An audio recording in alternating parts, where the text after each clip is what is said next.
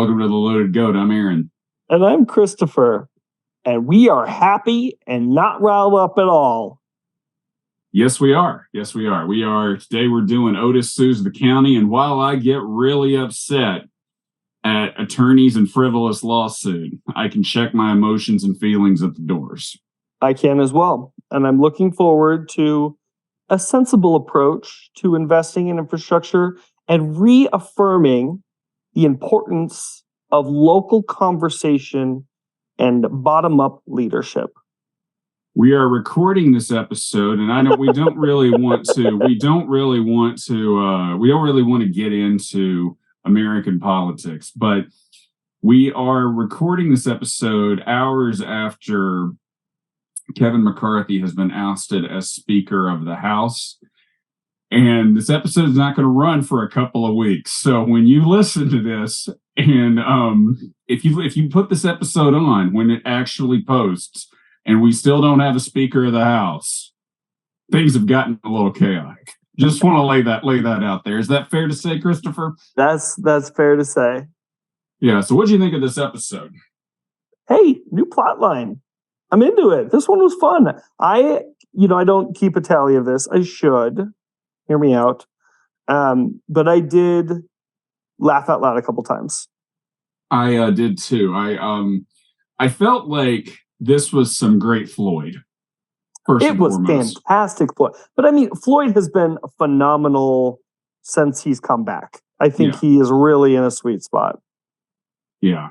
So, well, do you want to dive in? I would love to dive in. Okay. Well, this episode first aired on December 28, 1964.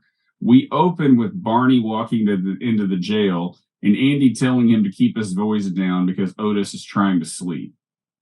I think Barney must have had some sort of irritation coming in because, I mean, he really just all of a sudden is just like, this is ridiculous. You asking me to keep my voice down. He starts talking loudly and he and Otis get into it. Yeah. I mean, I would get that. It's not his home to sleep in. They give Otis so much leeway here. Yes, they do give Otis leeway, and I think they give him leeway because, well, he's not a violent drunk. No, I think they like having him around. I mean, I think they do. I mean, otherwise it's just Andy and Barney and the regularness of life and carrying on a conversation and basically talking about some mundane stuff, or just sitting at the jail with no TV, really no radio or anything like that. You're just kind of hanging out. Yeah. Preach it.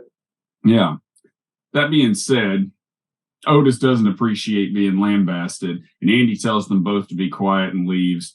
And Barney tells Otis to get it through his head that he is nothing but a prisoner, and that hurts his feelings. It is coming on a little harsh. It is. I mean, I do think sometimes Otis does need to be reminded that he is a prisoner at the jail. Well, I mean, I would understand why he would be confused. If 7 episodes ago he was deputized, he's been deputized more than once. That's a good point. I would get confused with my role as well. Otis is never really booked. He just shows up, lets himself in, and sleeps, and then gets up and leaves. Right? That's true. They drunk tank him. Yeah, I mean, but you're still booked when you get drunk tanked. I don't know. No. You don't know? You don't know? I think you do. I can see something on your face. Something on your face is telling me, actually, I really know what happened here, but I'm too embarrassed to talk about it. No, I honestly haven't. I did sit next to a guy at a wedding. The guy, he was a couple years older than me in high school, and we were like last and second to last invites. And he was talking about, he had been drunk tanked 4 times, and he talked about like it very casually, where he was like, it's not that bad. Like last time it was just over a weekend for 3 days. Maybe it was a little bit more serious with him. Maybe he was driving, but it was like, he just kind of watched TV. I was like, in jail? Okay. Does he have you think that man had a drinking problem? No, I don't. No, you don't. You don't, even though he'd been drunk take 4 times? No, I think he just liked it there. He's like Otis. I mean, I think Otis has a drinking problem. Oh, interesting. Okay. I mean, I understand you're of that generation that just views alcoholism as a funny little quirk, but I take it a little. You and I are both kind of that mindset. So we're not of that mindset. The writers of that era were of that mindset. I think Otis has a drinking problem. I think the guy you sat next to at the wedding has a drinking problem. I do know some people who got put in drunk takes when they were in their 20s. And we can do like Howard Stern used to do in the 80s and 90s. It's just call them randomly and say, hey, you're on the Loaded Goat podcast. Can you tell us about your experience? But I don't think they'd appreciate that. And we have better hair than he does. So we do have. Yeah, I mean, he had some wild hair back in the 80s and 90s. Yeah, which actually, to the phone, I couldn't call him because I don't think I've told you this, Aaron. I've recently lost all my phone numbers for the last 5 to 7 years, and I lost you and your wife Becky's, and they just disappeared. And so your wife and I have been texting about that we didn't start the fire song by whatchamacallit, like the redo by Fall Out Boy. And it took me a little bit to figure out, this weekend I got a random text of a Twitter thing that had a funny comment, but it was kind of a little bit of dry humor, and it was from a DC area number, and I couldn't figure out who in my world was sending this to me, and I didn't know how to approach or respond to it. Aren't y'all both into that show Virgin River too? I am not. I've been to Virgin, Utah. Oh, well, I was, but you're into a show. You both are into the same. The Lincoln Lawyer, please. The Lincoln Lawyer, right. Becky does like the show Virgin River, which is almost like take a soap opera and a Hallmark movie and just combine the two of them, and you've got yourself the series Virgin River. Apparently, it's a big deal on Netflix. Yeah, it is. Are you familiar with it? No, I got distracted for a second because I forgot I have a listener comment I was going to deliver. Oh, by all means. Can I do that since we're at the top of the show? Yeah, we run a tight ship here. This is a really organized episode. Thanks for bringing your comments. So I heard from Charles Adams today on text at 3:52 Mountain Time. Okay, who's Charles Adams? He is a guy I've known for a really long time. He was a really good friend of my parents. He's been in my life since I was a wee boy. Okay. Charles said, and I quote, "Did a little binge catch up on the Loaded Goat. You insult the F out of a lot of B-list actors, boy." End quote. Thanks for listening, Charlie. It's a ringing endorsement of the podcast. But at least I responded that... Yeah, what'd you say? Well, so I said it's my attempt to climb into their ranks. And then, once the strike is over and the actors are back acting, I will probably rein it back because they will have a louder megaphone than I will. But right now I've got the megaphone, so I might as well use it. You think we get the actors back or a Speaker of the House first? Ooh, interesting. Actors. I think you might be right. Yeah. You might get an actor to be Speaker of the House since, anybody can come in off the street and be Speaker of the House. Yeah, interesting. How long before Trump becomes Speaker of the House? I think he's got his sights on I think he's got bigger aspirations at this point. Okay. All right. Yeah. Back to our regular scheduled programming. So Barney goes to get Floyd a cup of coffee, and we hear Floyd come in and he says hello. This is the first time we hear phantom steps from Floyd since Howard McNear's stroke. And I will say, I'm glad that they figure out how to make this work. This almost sounds like a Clydesdale came into the jail to go before he went and sat down. Am I being insensitive by saying that? Because those are some heavy footsteps. I don't think you're being insensitive at all. I don't think we have any Clydesdale listeners. Did you notice that those footsteps seem pretty heavy? I did not notice it. But Aaron, I do think I've been losing my hearing in the last month, and I want to get it washed out. I've never done that before. You can wash out your hearing?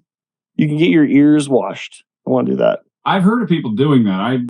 Do what you need to do with your ears. I'm sending good thoughts your way. I don't want to talk about cleaning ears on the podcast. Floyd says he saw Otis come in the night before and he was pretty drunk and he's having a pretty good laugh over it. And Otis schedules a shave and a haircut with Floyd, which I'm like, hey, that sounds like a great way to get your day back in order, get things moving. You came in, you've been sleeping in your suit, but you're going to get a shave and a haircut and you can really take on the day. I wish that were when I'm stressed, that would just be such a wonderful 30 minutes.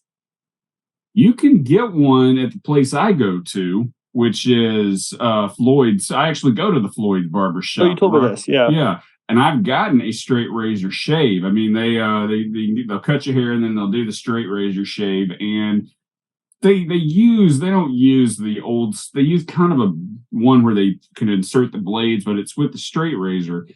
It is a very close shave, and it does feel good once they get done. So I did it once in college. I don't think this place had done it a lot. It was definitely like a blade, and the person cut herself in the process, and then she put on a glove, and it took like an hour or two. It took way too long, but like the glove was filling up with blood. It's just disgusting. I was like, that's not a relaxing. I pay $50 for? This is ridiculous. Yeah, that's not a relaxing shave. I mean, and then how many movies have we seen where some guy sat down in the chair for a straight razor shave, and then bad things happen to him? Yeah, I think 7 of the movies we've seen. I also we'll get to the show eventually. I've been watching so many movies recently. I've watched Fast 4, Fast 1, and Fast 2. And then I've also watched John Wick 1 and 2 for the first time. John Wick is fun. John Wick is fun. I like how he shoots people in the foot to get them out of hiding before he kills them. I think that's such a fun little motif. I think in the third one, I haven't seen the fourth one yet. I need to see the fourth one. But the third one, he gets attacked at a library and he does some dangerous stuff with some books. But I think my favorite scene in the whole series, though, is at the very end of 2, where he tells Ian McShane, he says, if they come after me, tell them I'll kill them all. Ian McShane goes, of course you will. I mean, yeah, totally. Sincerely, yeah. So Otis walks out of the cell and falls down, and he says it's no big deal, but Barney has him fill out some forms I don't know if it's just to keep a record of what happened. And Otis says he had an old football injury from playing football with his wife, which Floyd thinks is hilarious. As I watched this scene, I was like, man, it would really be awesome to have Alan Newsom on this podcast right now to do an impression of Floyd totally. thinking this was so funny. And Barney walks up to Andy and Old Man Schwamp sitting on a park bench. And Barney tells him about the form. Andy thinks it's unnecessary. And Otis has to go get the form notarized. But the notaries are out of town for 2 weeks. So most people would say, hey, you know what? Don't worry about it. You're good. We're good. But Barney sends him to Mount Pilot. And Otis says, God almighty, it's getting to where a fella can't fall down without making it a statewide issue. Which is kind of, I'm on Otis's side here. That's how... When I fall and break a hip, I imagine it will be a statewide issue. Oh, I mean, I will scream so loudly that people will hear me from Poplar down to Dillon. You know, it'll take a village. All the phone numbers you find that you found will be getting texted and notified about it. I mean, we'll be having to do a meal train for you. Did you hear that tomorrow they're testing the cell phone advisory? Everyone is going to get a notice. Tomorrow, Wednesday, and we're evergreen, but October 4th. Happy birthday, Taylor. Happy birthday, Taylor. Yeah, my friend Taylor's birthday is tomorrow. You know who else's birthday is tomorrow? Yours? Mm-hmm. I knew it. Happy birthday, you sure did. Happy birthday, you dog. Yeah. I set it up so everybody's going to get a happy birthday text from you. When this airs, like weeks from now. Yeah. Thanks for that. Your gift is in the mail. Yeah, I'm sure. So cut to Otis at the office of Neil Bentley, a notary and attorney in Mount Pilot. The attorney seems a bit shady, to say the least, don't you think? To say the least. You agree, right? Oh, totally. Yeah. And he convinces Otis to sue the county. At first, he is hesitant, but the attorney says it will lead to the jail getting overhauled and improved, and that he will be doing Andy and Barney a favor. And Otis agrees, and he says this will be his way of saying thanks. Which is always, every time I've ever been sued, I've always said, man, this is only going to make me better. I appreciate the perspective. I got to be honest. I'd never thought of it this way. It's a little bit of a mind opener for me, So is it going forward? Are you going to be doing like frivolous lawsuits? Yeah. I mean, I am just a lawyer who will do it for what I won't pay them, away from doing frivolous lawsuits. Have I told you that when I run for office, which I never will, my platform is going to be everybody needs to shut the heck up, and it's just all about being quiet. That's a winning. We're getting rid of lawnmowers, delivery trucks. Forget about the trash pickup. No music outside. Dogs, if they bark, get rid of it. Who knows? Have you ever seen the Bill Burr bit where he says, a politician needs to get up and say, what really happens is that 75% of the population needs to go away. And he goes, but no politician is brave enough to stand up in front of a crowd and go, what we really need to happen is 75% of you just need to leave the earth. And, which is probably, that's not a winning campaign strategy. I mean, so basically, if you took the bar, you would get a law degree, or I guess you could just take the bar. You don't even have to get a law degree. If you take the bar, no, in Montana you have to go to law school. Yeah, so you could just basically do frivolous lawsuits for the rest of your life. Yeah, I would do that. Yeah, it seems like you seem like a guy who I'd sue this podcast for wasting my darn time. You wouldn't get much. That's the that's the problem. Well, I'm glad we settled on that. So Andy and Barney come in the next morning, and Barney asks him what he did last night, and Andy says he had a date with Juanita. Barney gets a little upset. Troll's trolling the troll, Yeah, but then Andy says he's only kidding, and the date was with Helen, and they watched TV with the lights out. Yeah. Things have escalated since that day at the lake. Apparently. And so they have the notarized form from Otis in the mail, but they also get a lawsuit from Otis and Neil Bentley. Now, correct me if I'm wrong, they have to really be formally served, right? Oh, yeah, I'm sure. I mean, there could be some level of pettiness, petty crime that wouldn't require a serving. I don't know. I did ask my friend who's a lawyer if I could, I was trying to think task rabbiting, when I come to DC, if he would let me serve some people, because I think it would be kind of fun and a good way to expand my network. But you have to be licensed in a certain way to do that, right? Or something. I have a driver's license, I don't mean like a driver's license. I mean, you have to have some sort of credentialing to be able to go serve people, right? Yeah, I don't even have a real ID, so it's definitely not me. But you've got a driver's license, you said. Yeah, but I don't have a real ID. I can't fly federally with it because I haven't done the interview. Oh, real ID. You don't. You can fly still with your license. Not at this point. The real ID hasn't kicked in yet. You learn a new thing every day, Aaron. Every day. I knew that. So now you can take that trip to Bozeman you've always wanted to take. I actually am coming to DC in 2 weeks. Oh, Kristen was going to reach out to Rebecca. All right. This is fun for our listeners. Yeah, right? Yeah. While we make plans, I mean, geez. Well, let's talk about this after the show. Let's do a lunch. Okay. All right. Okay. This episode was produced by Pod Machine. They do a great podcast at a great rate. I was fortunate to get started on this a few years ago, and I've just been very, very pleased with it ever since. I mean, they will edit your podcast. They will do artwork for your podcast. They'll do the YouTube videos for the podcast, and they have a very quick turnaround time once you upload all your material. So I highly recommend it. I'm pro pod in general. I love bean pods. I like pod hotels. I like pod apples, maybe. But you know what pods I like best? Pod machines. Pod machines. Me too. I like them better than podcasts. I honestly don't even really like podcasts that much. So I'm just thankful that you're here. Why do you do this podcast? To see your dimples, baby. To see my dimples. Well, and if you really push hard, my Pod Machine might be able to give you some dimples. I don't know. So go to podmachine.com to learn more and enter Loaded Goat at checkout for a 10% discount. And that's spelled just like Loaded Goat. After the break, Andy is at the barber shop asking Floyd, actually, Barney is stunned as we go to an early commercial at 9 minutes into the episode, which is pretty early. Yeah, okay. You track these things more than I do. I do. After the break, Andy is at the barber shop asking Floyd what he saw.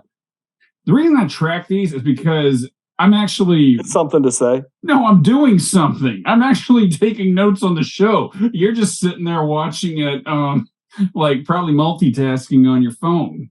Damn, darn right I am. What I thought. So after the break, Andy is at the barbershop asking Floyd what he saw. However, he's more excited about the fact that Andy has said he will be the star witness. Very excited about this. I mean, it can't even focus on anything. And the only insight he can provide is that Otis fell down. And in comes Neil Bentley to discuss the matter with Andy, and Floyd is enamored with his suit fabric to the point where it's just not helpful. Then Neil is proposing a settlement because Otis will be incapacitated from his usual pursuits for about 6 months, which that's about like hearing you'll be incapacitated from your usual pursuits for about 6 months. Mm-hmm. And Andy says Otis's pursuits are drinking, and that's about it. And the attorney makes it clear that he would like to settle, and he leaves. And Floyd says, "Isn't that a nice man?" Andy goes and calls the legal department and for the county. Things are getting serious. It's escalating. Things are getting serious. And later, Andy and Barney are in town discussing how they may be liable. And Otis and Neil come out, and Andy walks up to him and says an attorney will be in town next week to speak with him. And Otis tries to explain why he is suing, and Neil stops him. And Andy sit down, and Barney says he has an idea on how to get Otis to talk. And so we cut to Saturday night, and Barney is setting up recording equipment, and Otis comes in drunk. I liked this because it looked like he put the recorder thing under the bed, and to me that Otis was gonna sit down and was gonna push a button that would activate the record. Yeah.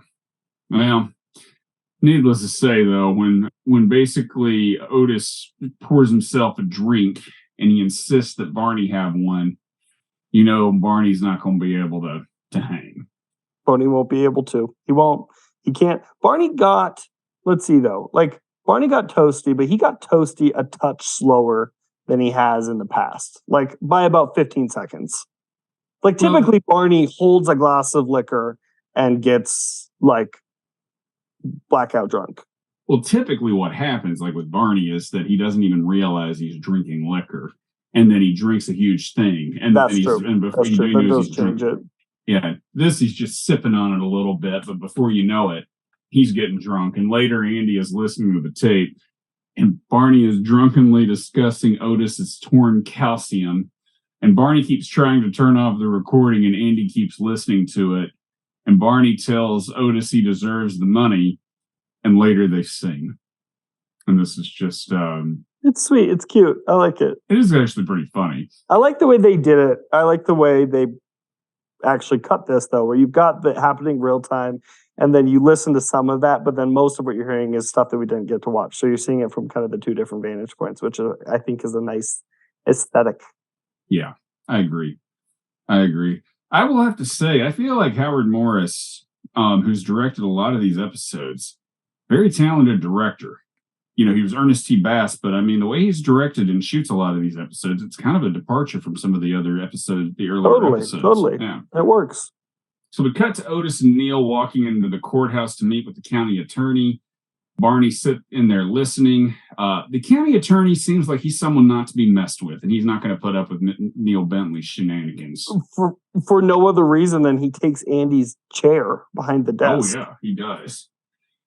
And so the lawyer asks what happened, and Otis goes back to the cell to show him, and then he realizes that he tripped on his coat. I'm not sure how that happened, unless he didn't. I guess he didn't have his coat on.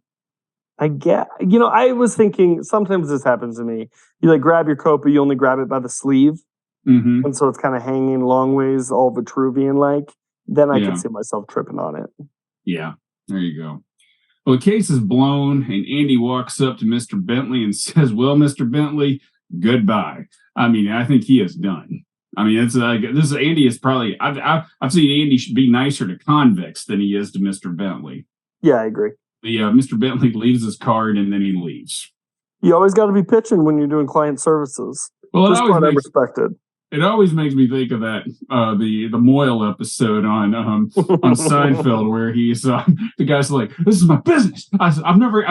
You stay away from me, Seinfeld. If you ever try to hurt me, I'm going to take you out." here's my card. And then he storms off. And Otis finally reveals what the favor was that he was trying to do for them. And Barney tells him how stupid it was. And they get into it as we go to commercial. It hurts coming from Barney. Yeah. Well, in the epilogue, Floyd is cutting Andy's hair, and Barney and Andy discussed how Neil Bentley could get disbarred. And Floyd then says, I wonder if he'd sell me that suit as we close. And this is kind of a short epilogue. It is. That's a funny line, though. I think it's cute. That's like just adorable. Because I wondered if, he was going back and forth about, losing his license. And I expected this to go of Floyd saying that he was going to lose, was worried he was going to lose his license for some malpractice as a barber. And I really appreciated the self-serve. I guess you can do, shaving someone's face with a bloody thumb, is that barber malpractice? If it is not, I don't know what it is. I did get my ear cut when I was like 2. Someone cut me with scissors and it bled quite a bit. That feels like it is as well. Yeah. I mean, I guess all barbers are licensed by the state, so I guess they are. It's like a licensed esthetician type deal. I'm going to give this 9. I thought this was 9? funny. 2 laugh out louds. Okay. What were your laugh out louds? Oh, I don't remember. I think it was all Floyd. I liked the suit line, and then, yeah. I'm going 7. Oh, wow. Okay. Nice. 7's good. C's get degrees. 5 is a C. A D is a 4 and a 3. And an F is a 2 and a 1. Oh. So this is a B. So any final thoughts? Not really. I think this was a fun episode. I feel like we've been seeing some interesting takes. This is the first time we've ever seen a frivolous lawsuit episode, and I enjoyed that. And yeah, I thought this was fun. Totally. You? I did enjoy it. I really enjoyed, seeing your smiling face and your never-ending joy and view of the world. I'm always one to look on the bright side, Christopher. Yeah, totally. Yeah. Well, thanks for listening. Check us out on Apple Podcasts, Spotify, YouTube, and wherever you get your podcasts. And if you think about it, subscribe. Next week, comedian Rick Roberts will join us for Barney Fife Realtor. Until then, Christopher, you need to get it through your head that you are nothing but a prisoner to this podcast.